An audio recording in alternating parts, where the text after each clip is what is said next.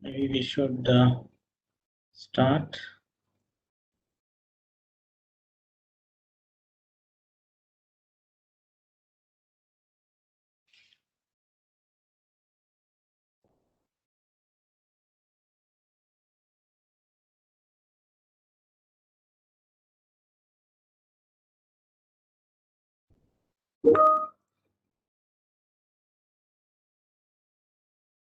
So, very good morning and good evening to all the participants joining us for this power-packed session on digital acceleration of discovery research.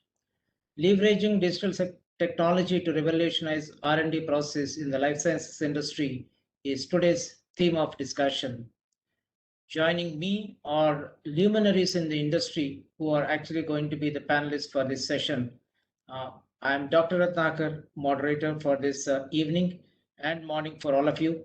And joining me are Raymond Ha, senior information systems analyst coming in from Genentech, Natesh Parameswaran, vice president and the global head for digital process solutions, Jitesh Rohatgi, Global Director and HLS Principal for Pegasystems, joining us and taking you all through this wonderful session for the next 1 hour. So before we go further, let me invite Raymond Ha. And Raymond, it would be good if you can actually have a brief introduction from your side, please. Yes, of course. Thank you, Dr. Ratnakar. As Dr. Ratnakar mentioned, my name is Raymond. I work in the Department of Research, Informatics, and Software Engineering at Genentech in South San Francisco. And I particularly work on a program called Protein Sciences Informatics within the Department of Research here, which builds systems to support next generation applications and infrastructure to support next generation therapeutics. Thank you, Raymond. Wonderful to have you in this session. Look forward to your insights and your experiences in this session. Next, I would now request Jitesh to introduce himself. Thank you, Dr. Ratnakar. Hi, everyone. Good morning, good afternoon, good evening, depending on which part of the world you're in. My name is Jitesh Rohatgi. I'm coming from sunny Pennsylvania today. I'm an industry principal at Pegasystems. I'm globally responsible for a life sciences strategy and also for use of artificial intelligence in healthcare. Over the last 20 years of my career, I've been advising pharma and healthcare organizations on most effective use of CRM, low-code and artificial intelligence technologies with an ultimate goal of accelerating research and development and to improve patient outcomes. Just as a quick introduction, Pega is a $1 billion annual revenue software company. It is ranked by top analysts like Gartner and Forrester as a market leader in process automation and customer engagement and in real-time decisioning. I look forward to this discussion. Thank you, Dr. Ratnakar. Thank you, Jitesh. Next, I would invite Natesh to give a brief introduction about himself. Before Natesh joins in, Tech Mahindra is, as you all understand, is a $5 billion organization and a very strong practice in the life sciences. Myself and Natesh work together to ensure that the life sciences industry gets the best of the digital transformation initiatives and transform their business practices in the life sciences. So, Natesh, over to you for your brief introduction. Thank you, Dr. Ratnakar. Hello, everyone. My name is Natesh Parameswaran. I'm based out of Detroit, Michigan. This is my 19th year at Tech Mahindra, and I'm responsible for Tech Mahindra's global competency on digital process solutions.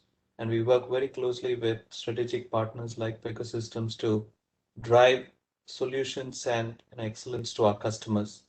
And life sciences is an industry of joint focus for Tech Mahindra and Pega. And we look forward to the discussion today and follow-up conversations with many of you. Thank you, Natesh.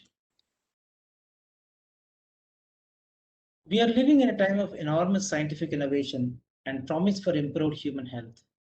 Our understanding of biology is expanded enormously alongside and increased identification of novel targets and their associated modalities. While that's going on, the drug discovery costs and the timelines are continuously on the rise, and there is a likelihood of success which is always continues to follow. That's the irony in the industry today. The time is right for a true step change in the drug discovery. To make this a reality, and a holistic digital transformation in R&D process is necessary. I think you'll all agree with me. While there is no silver bullet, scientists are making a concerted effort to apply and integrate multiple digital innovations which can transform the R&D processes in the life sciences industry. To transform drug discovery, the digital acceleration can be combined with an improved quality and compliance, enhanced patient and healthcare professional experience, better insights and decision making. All that can result in the reduction of drug discovery costs by significant margins, as you all understand. Let's, before we proceed further, we'll just take a quick view from the panelists by way of a poll and try and understand what, according to them, are some of those transformational initiatives.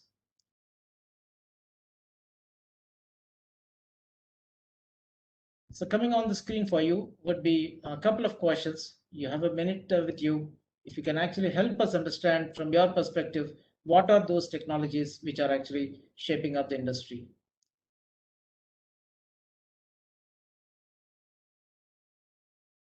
Okay, Dr. Ratnakar, that question is for me. Is that correct? No, we are actually having a poll, Raymond, before I your see. question.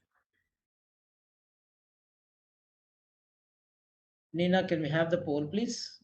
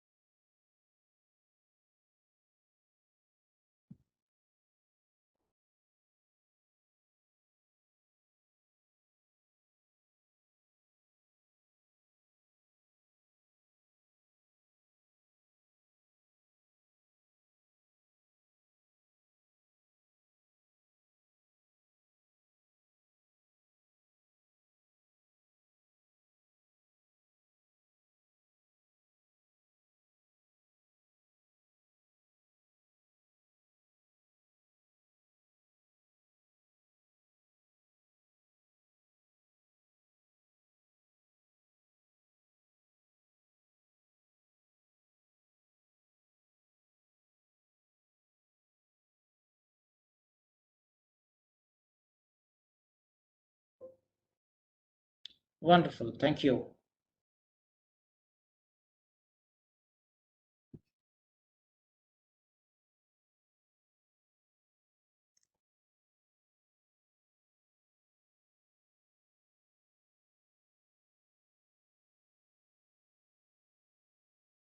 So as we look towards the future of R&D 10 years ahead, we glimpse an entirely new vista, a world where drug discovery is driven by digital technologies, enabling us to understand and visualize interactions with the targets and also to predict in silico a molecule's likelihood of success of reaching an approval in the market. So to understand and to also take us through, you can actually see the poll results, how artificial intelligence is scoring on the top of the ladder, followed by predictive analytics and automation, which are driving today's the digital transformation for the life sciences industry. So Raymond, you have seen the responses from the audience. According to you, what are the top technology investments biopharma are making in today's context from a drug discovery research process? Thank you, Dr. Ratnakar. From looking at the poll answers, this is not any surprise to me whatsoever. This is also the areas and tend to mirror what we are investing in as well within the Department of Research, especially in early drug discovery. And so the way I tend to think about these problems is, from a very data-centric point of view, which is where we've been pivoting to over the last several years in terms of what is the quality of the data that we're putting into the overall system, and then what are the mechanisms from which we can leverage that data in order to create insights using advanced computational methods such as artificial intelligence and machine learning. And so where I kind of come into the picture is I think we're coming from a history at Genentech where I think something we have embraced is something that we call Conway's Law. which I think many of you may be aware of, which is essentially we come from a history of building systems that match or organizations' communication structures, which tends to lend itself to siloing of applications. And so coming from what we used to call around here the bounty hunter system, this really led to hundreds of applications spread throughout the company that were built around small groups of people, which I think was fine at the time considering the long duration of Genentech's history, but have failed to evolve for the complexity of the modalities that we're confronted with today, as well as the scale and speed of the research. So things that we might do in dozens or hundreds before, we now do in thousands, tens, and hundreds of thousands. And so in order to support this growing need, we really needed to look at a different way of creating our applications in order to enhance communication and then sharing of data and samples across the organization. And so where we have focused a lot of our efforts over the past few years is looking at the interfaces, the ins and outs between how data and samples are shared from group to group, and then creating our systems in a more holistic way using a common set of technologies rather than what we had before, which was a collection of many, many applications with very customized functionality built on a large number of technology stacks. And so, now we're, I think, in our third or fourth year of using Pega business process management tools as an example. This is one of our big strategic investments, is rather than to look at specific tasks that individual groups may need to accomplish, is to try to understand the end-to-end journey of what the organization is trying to do. Right. And so, for example, the systems that I am personally working on focus very much upon the protein production pipeline. Whereas before, it may have required interaction with 6, 7, maybe 8 systems in order to accomplish a certain thing, that we are looking now to do that in a singular system within Pega. And I believe we're the first to do this in an early drug discovery context, to be able to say, what is the need? And then what is the end of that journey? To be able to do this in a holistic system.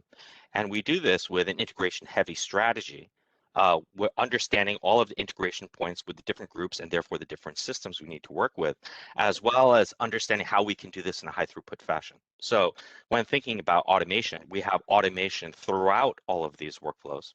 And what we want to be able to do is to be able to kind of go the last mile. And I call it the last mile problem because we need to get the data off of the instruments, we need to get it parsed, we need to get it into our systems, and do this in a way where we're preserving provenance or chain of custody of all of those samples and its associated data. And we believe that if we're able to do this holistically for all of our high impact workflows, this will also set us up well for the future to be able to leverage that data using tools like artificial intelligence and machine learning to train the models that we're creating in order to be able to generate insights for us. So think like in silico drug discovery. So those are some of the areas where we're making strategic investments. So I would say, on the capture point of view, we're using Pega in a variety of different contexts because we see similar problems across our organization. And then we're also making very strategic investments in cloud, such as AWS, Kubernetes, things of that nature, Kafka, in terms of how we're sharing our data across the organization. And then on the flip side of that, how we're leveraging that with a data analysis tool and computational analysis. Thank you, Raymond. Wonderful. You did actually allude in terms of how the drug discovery is embracing some of these technologies to reshape the entire process. I think you wonderfully connected in terms of how the analytics, how the big data, how the entire research process is getting aligned with some of these new age technologies using the quantum computing, which can actually make the bench scientists' work much more aligned and much more streamlined. So from the bench top to the boardroom, there are unique challenges which Raymond just mentioned that come as a part of inevitable digital transformation in the life sciences and drug discovery. So any successful response to these challenges must be modular and it should be continuously adaptable to a unique and a particular research process.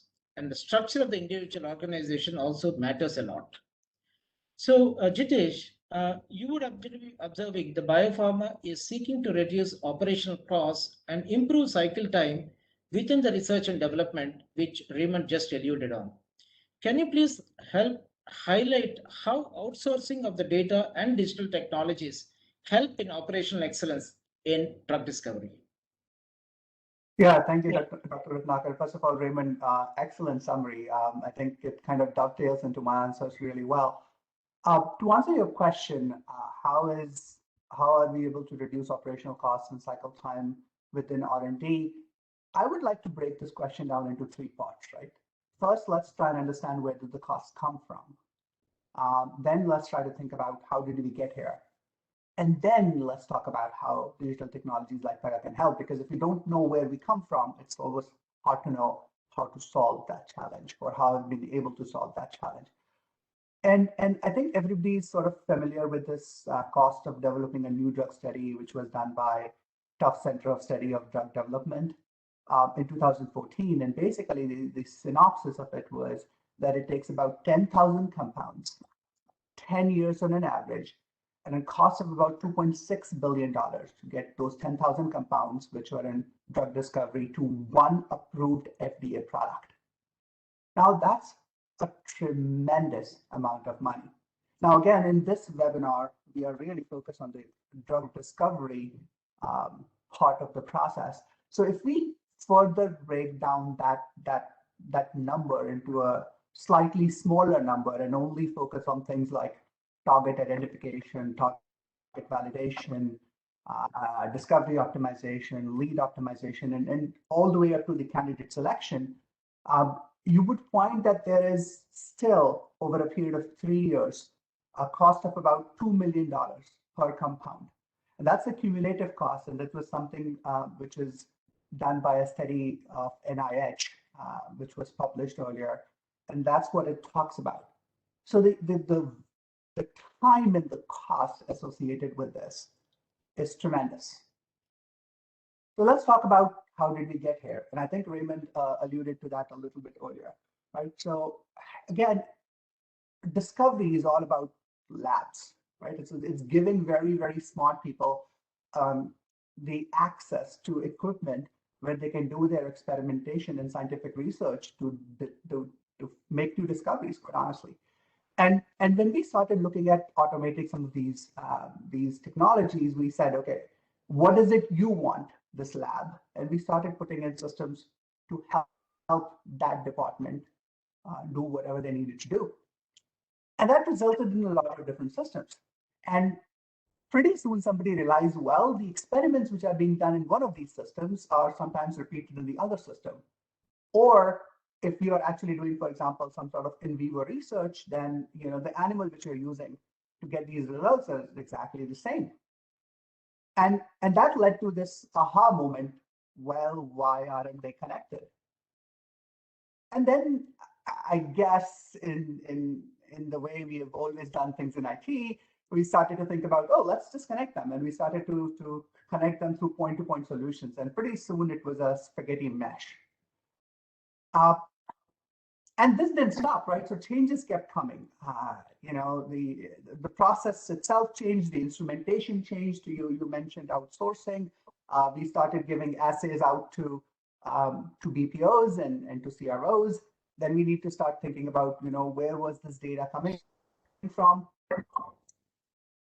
It did a lot of silos, which Raymond also talked about. So I think to solve for this, the biggest way to think about it is, how does lab work get done? And if you think about it, today, lab or all scientific discovery has become highly collaborative. It is not one person who is doing the research, there's specialization, and there's specialists who are doing different parts of research to get to a point. It's still very prone to change because the processes change, new discoveries matter, the new equipment come. So the way to think about it is to start orchestrating across existing systems of record. So this is the concept of a microjourney, which Pega calls a microjourney. So you actually focus on a business outcome, on what you are trying to achieve for a given set of individuals. Then you go ahead and connect all the systems through data or to workflow that actually achieves that outcome for those users. And you keep on doing that repeatedly in a cyclical manner. And that sort of leads you to be able to find the problems which we talked about a little bit earlier in these processes and compress those timelines to save those costs. So I think the key from my perspective is the ability to have a sort of a workflow engine, which is low code configurable, which decouples processes from data. So you can actually go figure out what you're trying to do and then figure out the integration components. And then which sort of enables collaboration and transparency. And that's what technology like Pega brings to bear for sort of decompressing the timelines of drug discovery. I hope that helps answer that question, Dr. Ratnakar. Absolutely. Thanks, Jitesh. I think you have wonderfully explained in terms of the need for collaborative approach. That's today the need of the hour as far as the discovery research is concerned. As long as the entire discovery research process has this collaborative approach across both the internal and external stakeholders, be it the CROs from an external perspective or different sites, internal and external, I think it makes a lot of difference in terms of bringing the operational efficiencies in the whole process of drug discovery. Ultimately, I think the goal is very simple. How do we optimize the cost? How do we optimize the time? And how do you make the product well before into the market? I think that's what the industry is today working towards. And I think you made yet another important perspective about the transparency. I think that's also very important across the value chain. How do you bring that? And some of these platforms do actually facilitate the transparency across the whole process of drug discovery. I think it's also important for us to really, before we move forward, it's also important for us to understand where are these investments going on in these digital technologies. Maybe we will get to have some understandings from a short poll again and try to get a perspective about how these investments are happening.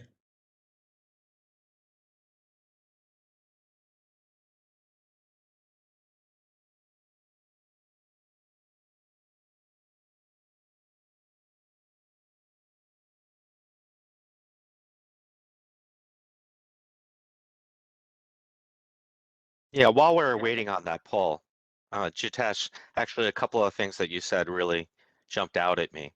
And I think what you said about decoupling the process from the data is exactly correct. And this has been our strategy from the beginning, is just a fundamental understanding that we needed to take a data-centric approach. And for us, this meant decoupling the business logic of how the work is getting accomplished from the data itself, which we treat as a product. And so that's something else I want to echo, that's something that we've embraced here quite fully, and an understanding that we really need to do that in order to get our data house in order. And then the second thing that jumped out at me from what you said was a focus upon end-to-end journeys or micro journeys. That this is something that has become much more clear to me over the years about why Pega has been pounding the table over this, because probably the number one thing our users said to us when gathering requirements is it was too difficult to collaborate and work across groups, whether this is sharing data, whether this is tracking where things are in the drug discovery process, or finding data that should be associated with the biological entities which we capture in our registration systems. And so, using Pega, I think a couple of the great advantages, in addition to the ones that you already highlighted, were able for us to be able to kind of make this a reality.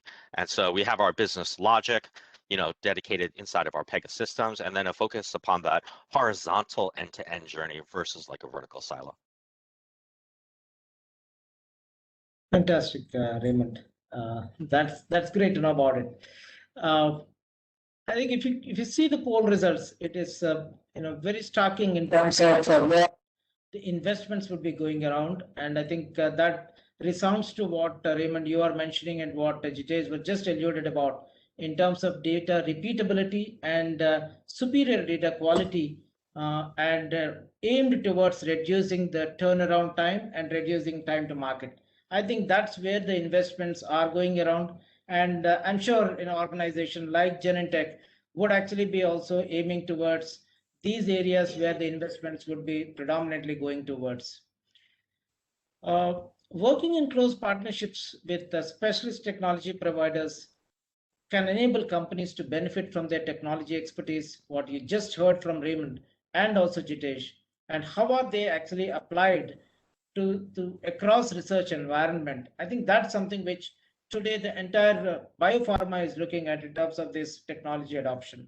So Natesh, how do you think from a service integrator standpoint of view, they are leveraging digital technologies in terms of providing operational excellence and innovation support to the biopharma? We just heard from Raymond and Jitesh. So Natesh, I would like to hear from you in terms of your perspectives. Absolutely. Thanks, Dr. Ratnakar. And firstly, I think Raymond and Jitesh both touched upon how how this space is transforming, and more importantly, what happened and how we got there kind of perspectives. I think it was very enriching. And anything that takes 10 to 12 years on average, costing more than $1 billion to $3 billion, depending on which research you refer to, is high stakes, problem, right? And there is plenty of opportunity for improvement, and the cost of failure is very high in an industry and the process area that we're talking about. And we're also talking about thousands to even millions of compounds that need screening, and ultimately only a few get approved, right? So you can imagine the level of scrutiny, the level of process coordination that's involved. And adding to that is, of course, the regulatory requirements, right, and complexities surrounding the research process. So all these add up to the difficulty of the process and also length in terms of time frame, even if you keep the clinical trial part of it aside. Good news is that technology is rapidly evolving, and scientists are able to understand the diseases much more at a molecular level, and and they're able to do that at a much faster pace than any time in the past, right? And what this also means is that it also fundamentally shifts the industry into newer areas like precision medicine. And what I was excited to learn in one of the previous discussions with the customer is that about 42% of the new medicines that are in pipeline have the potential to be personalized. So it is a great opportunity, to get quicker treatments with fewer side effects and a lot of other good things. But it also means that biopharma companies need to address a bunch of stumbling blocks, right, in order to tap into that potential. What it opens up is newer risks, from safety and also compliance standpoint. Talking about systems integrators like Tech Mahindra, what we do is work closely with customers, and Raymond talked about how historically, teams did a lot of functional improvement by implementing systems, and over time these systems grew in large numbers, right? And they still do a good job in tackling small functions, but looking at end-to-end value chain view and how things have to be coordinated, not just from a data standpoint, but also how the data adds to a larger business process and drives to some aligned outcomes. And that's where platforms like Pega kind of bring the process and data things together and align it to business outcomes. And Raymond also talked about data quality and how that is integral to a lot of the effort that goes into the research area. The poll results also show that data repeatability and making sure that it's tapped into for reducing turnaround time, all are very relevant to what we're talking about here. And if you talk about the compounds that are screened and eventually approved, what is approved today, this is only a very small portion for the current drug context. But everything that's discarded through the various stages of the process is some sort of an accelerator to the next thing that has to be picked up, right, for screening. So in that context, availability of data, availability of the data in the context of the process become extremely important. And that's where technologies like AI and machine learning and how historical research data can be reused in the context of the current drug research, it becomes fundamentally differentiating for many pharma companies. And what takes it to the next level is, if you have these AI and machine learning models that are able to draw inferences and bring newer insights in real time, connecting it to process platforms like Pega means that you're now able to personalize the process in real time and not just look at historical reports and machine learning models in isolation, but you're able to apply it to the process to drive impactful outcome. Raymond also touched upon the siloed platforms, and many of these platforms, are homegrown. Some are very specialized, do a great job with algorithms and some specific functions in the industry.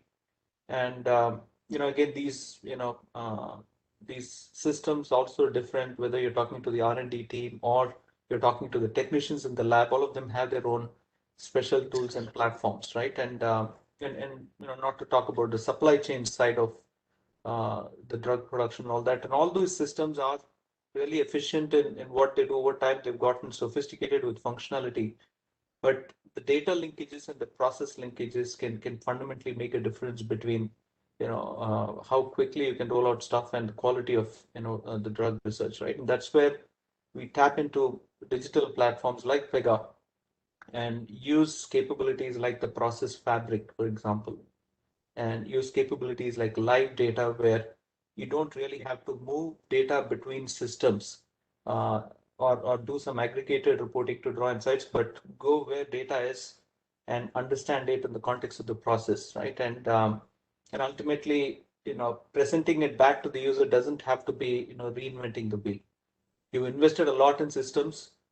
Some of those may be really good systems, maybe internal portals, external portals, third parties and partners. Using things like digital experience APIs can really, bring the experience element onto any channel and any platform in a much more seamless way. So ultimately, it is about, reducing the time to market, personalizing the experience of end users by drawing, insights from historical research and breaking down silos by leverage of some of these technologies. Thanks, Natesh. Go ahead, Jitesh. You want to say something? I was just going to say, Natesh had a very, very good point, and I think, if you look at the existing technology landscape, right, of any sort of pharma company, there's definitely, there's lab execution systems. There's a phylloxera of systems. They already exist, right? I mean, there's the scientific data management systems. There is a lot of LIMS. There's electronic lab notebooks of all kinds, right? And the idea is not to go replace any of those systems, right? Those systems are actually really good at what they do, which is the part of getting that specific work done. I think what Natesh is saying, and I think Raymond said a little bit, is which is very important, is to orchestrate across those systems. And I think that's what we are talking about. That's where the value comes from.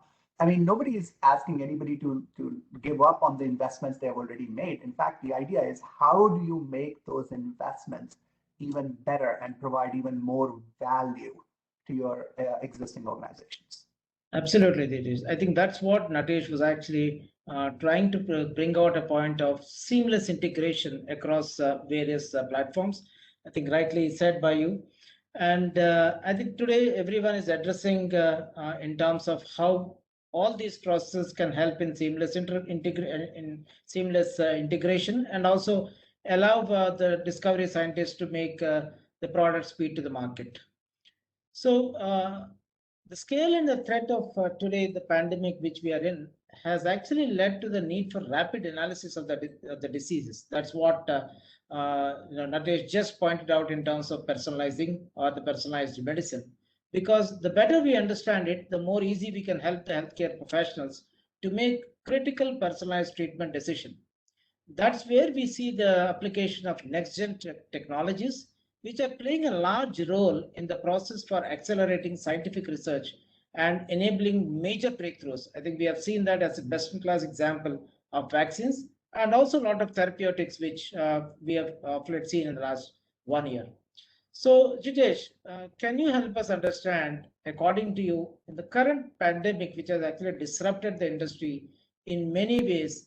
One of it is multiple partnerships. Can you highlight on how this trend will emerge in adopting new technologies in the drug discovery? Yeah, thank you, Dr. Ratnakar. I mean, obviously, the pandemic has changed almost everything, right? So again, I like to break everything down into three things. So let me break this question down into potentially three parts as well. I think you like everything to be broken into three. Okay. So I think I would break it down into, again, three things, right? I mean, the rule of three, easy to understand. First, was early R&D affected, right? So we are all sort of familiar with how clinical trials were affected, right? But that's the late stage part of the development process, right? It's the R&D part. Was there an effect? I think the other point to understand is sort of how did the ecosystem respond, right? I mean, we are seeing some truly amazing stories about what has happened. And then the question is, well, how can technology sort of help with those things, right? And I think that's my three-point approach. So as I mentioned a little bit earlier, right? So clinical trials have been disrupted a lot because people couldn't get to the sites, right? People couldn't get the care they needed, neither the standard of care nor the trial care. Everything was closed.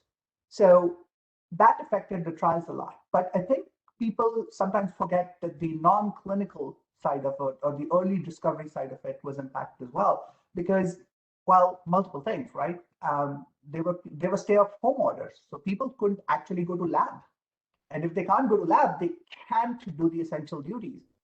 The other thing was supply chains were disrupted, right? I mean, so we are all dependent in a global supply chain market to be able to get samples which we need, and reagents, and send the assays over to different parts of the world to actually get those completed. And that was disrupted. And then last but not the least, I mean, the samples had to be stored somewhere, right? And if they couldn't be analyzed, that there had to be some extended period storage, which kind of led to their own sort of questions around, well, is there long-term stability of those samples, and what is the data quality once they are analyzed? So I think there's definitely areas where technology could help that. But I think what I'm really proud of is how the ecosystem sort of responded, right? And actually, before COVID, I think we were a little afraid of change. And physicist Marie Curie once said, nothing in life is to be feared. It is only to be understood. And now is the time to understand more so that we may fear less. And I think that COVID actually brought that out to bear, really, because when we had no choices, sort of new paths opened up. Right, earlier we were scared that we could do automation because we didn't want to interrupt the science. Well, now we had no choice. People said that we could compress processes because science has to be a specific way. But quite honestly, we compressed them for a lot of COVID discovery. And I think the development programs in COVID would especially be remembered for, I would say, an unprecedented level of collaboration amongst both mature and global pharmaceutical companies, young biotech companies, health authorities, regulatory agencies, public and private institutions, NIH, funding, research, all of that. And I think that was amazing to see. The question is, can we continue to do that? And I think the answer is yes, right? I mean, we have definitely technologies in play which can help with that. I mean, we mentioned data virtualization already a little bit, right? I think when you actually differentiate the data from the process, you actually now have the ability to not just orchestrate across internal systems within your organization. You actually have a process to now orchestrate across organizations. And this is not so far-fetched. This is definitely possible. We have seen that with Operation Warp Speed, for example. And that's what Natesh was referring to as Pega calls process fabric, right? It's orchestration across systems, both internal and external.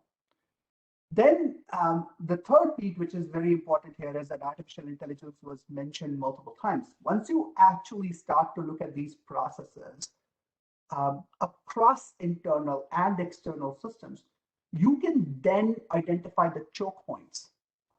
You can identify choke points both from looking at historical process data and how it flowed, which we didn't really have a visibility into today, and using AI techniques. So machine learning can tell you where process is getting stuck. And that continuous improvement in the process itself would actually reduce cycle times and make things go faster. And combine the things like what Pega calls process fabric and then process AI, combine the two of those things, and you're looking at pretty much a whole new world in early discovery, and early drug discovery, at least in my mind. So that's my 2 cents on the question you had, Dr. Ratnakar. Yeah. So I think wonderfully said. I think the process debottlenecking. Okay, I think that's wonderfully alluded by you, and predominantly addressing the larger need of the industry today, which is the cycle time reduction, either in the early clinical or in the discovery, right up to the production. I think that is something which today industry is really looking forward. And thank you so much for highlighting on that. Very, very important part. So let's again go back, get the perspectives from the participants in terms of understanding today's challenges in the drug discovery space. Let's go for a quick poll, try and get an understanding from them.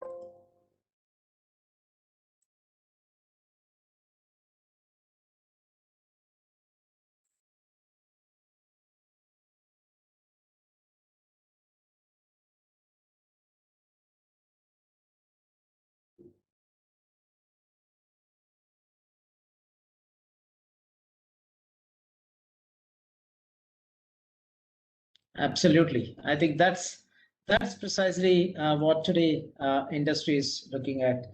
So within the life sciences organizations, data is regularly siloed, and this is what precisely all the participants have actually highlighted on the data silos, and which is actually making the process pretty unstructured in terms of flowing through the various departments of the group. Repetitive analytical tasks led to frustration and absorb time because they are labor intense instead of being executed automatically. So, Raymond, you would have seen that in multiple instances in your organization across various business units. So, data silos are among the most commonly identified obstacles to the organization's success. So, from your perspective, how do you see this from a pharma R&D process, and how do you think one can look at these debottlenecking, what Jitesh was mentioning up in terms of bringing the unified workflows and breaking the data siloed environment? This is a tough question. I think we all see what the problems are, meaning that we have informatics groups, even inside of our department, that support specific areas of the overall process, right? So I will just use the drug discovery context because it's the one that we're talking about today, is there may be a group that supports animals or creation of mouse colonies or rabbits or whatever may be the case. And those tissues may get harvested and then put into an antibody drug discovery campaign. And those hits may go through next generation sequencing and then go downstream to protein production. Those proteins that get produced may then be put in cell-based assays by people that specialize in, say, cancer immunology or molecular oncology.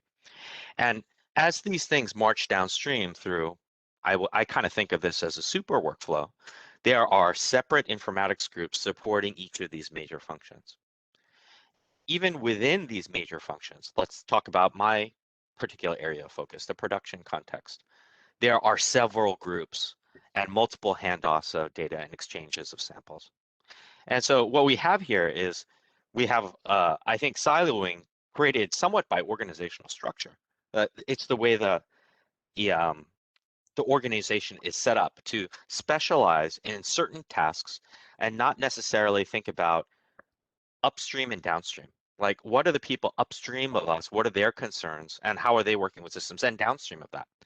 And I would say this is where we experience the worst data siloing, where, for example, I will use a very simple attribute that we track across all of these processes, project. This may be defined differently in each of these domains.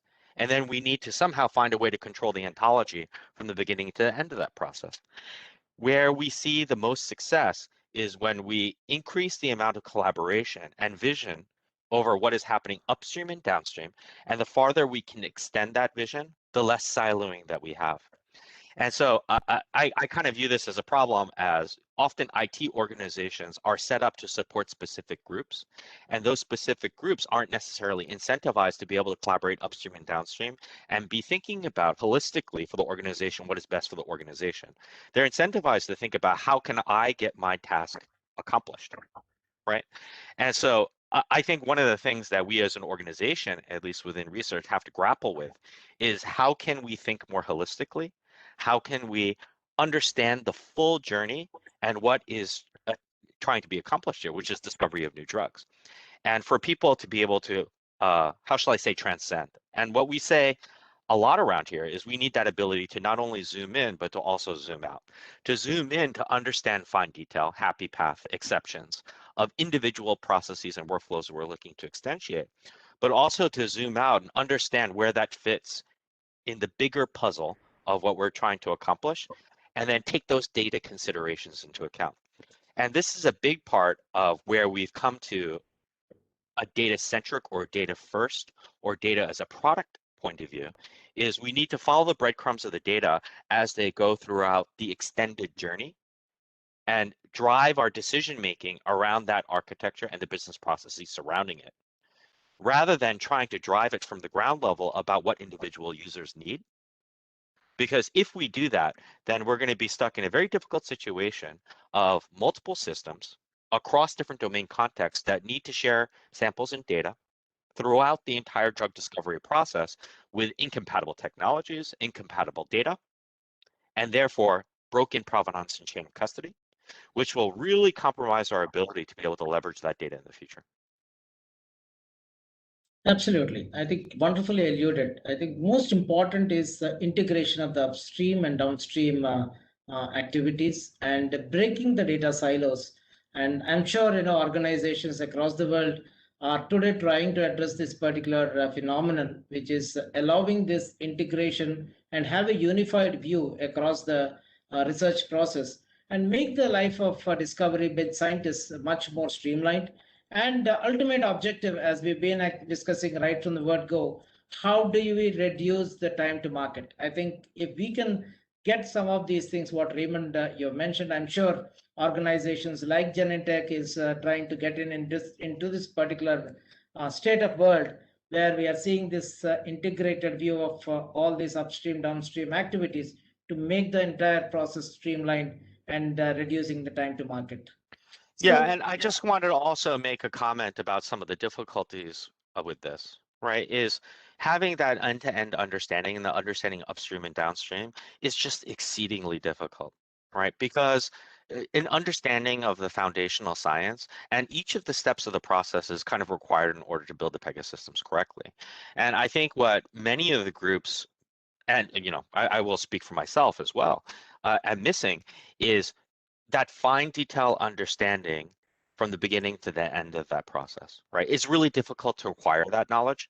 And even within a limited context or domain, it's very difficult to acquire that information and knowledge. And I think, in the science area, there's probably an even larger disconnect than there are in other domains external to our company, right? Let's think about it. We have a group of career IT engineers coming into a company that probably have last touch science in high school or college. And then suddenly they're dropped into a situation where we're having them interact with the best scientists in the world that have decades of experience, right? And so the acquisition of that knowledge in order to understand the end-to-end journey is extraordinarily difficult. But I think that this is something that we can overcome by focusing upon narrow journeys of very, very high impact. Absolutely. So, Raymond, we have a very interesting question coming up from one of the participants, and it is primarily addressing to the point what you just mentioned. So I thought let me quickly take up that question on your behalf. So the question from the participant is, how does the co-innovation which with the digital partners have a significance in an innovation, and how do you visualize this in the coming years? Okay, well, that's going to be difficult to address in just a few minutes, but I would say that for every full-time employee at Genentech that's focused upon informatics development, we have many, many consultants from Tech Mahindra and from other companies. And so it's extremely important for us to have very strong partnerships in all of the technology spaces that we're looking to drive forward in order to help us execute that strategy. So, in addition to helping us execute that strategy, I think the co-innovation part comes in terms of strategic alignment between what Genentech is trying to accomplish as a company and its vision, along with the different skills and strengths that our vendor partners can bring to help us flesh out that vision and then also to be able to execute. So, that's kind of how I see it. I think perhaps in the years past, we haven't done as great of a job as I would have liked to have seen in order to be able to have our vendor partners really understand our overarching vision and the details of how we're looking to be able to instantiate that. But, I'm looking forward in years to come into having stronger strategic partnerships with Tech Mahindra, among others, in order to help us, execute upon that.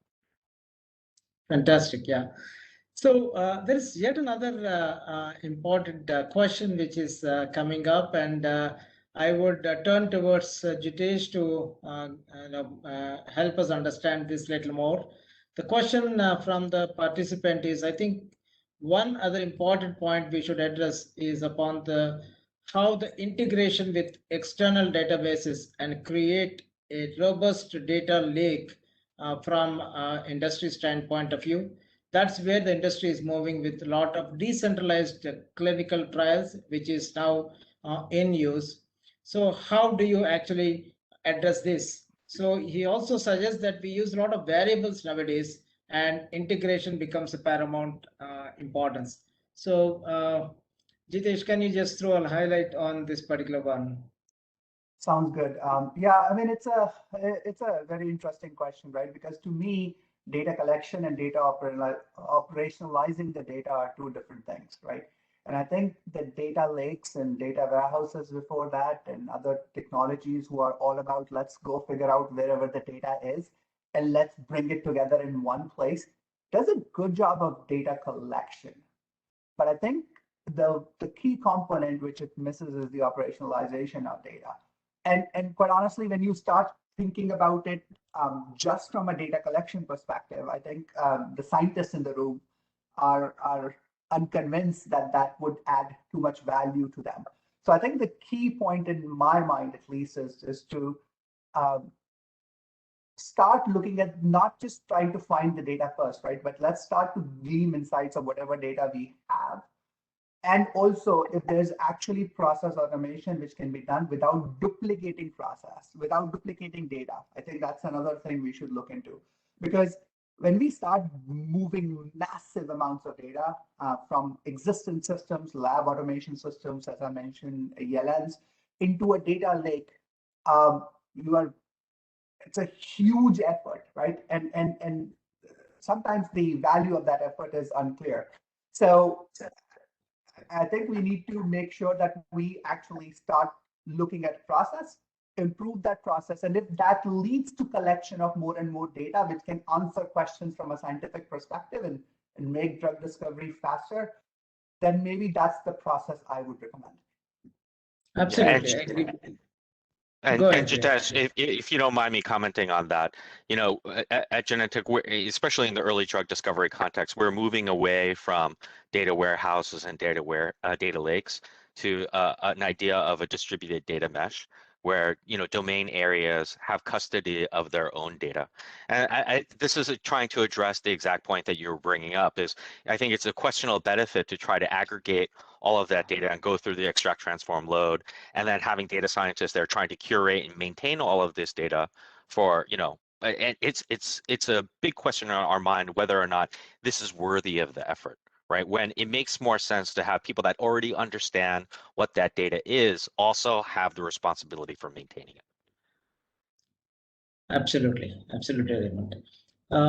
So another very interesting question which came up is which Natesh, I think that's something where we in Tech Mahindra would be interested and love to do that. With the question says most of the digitization starts with a POC or a minimal viable product.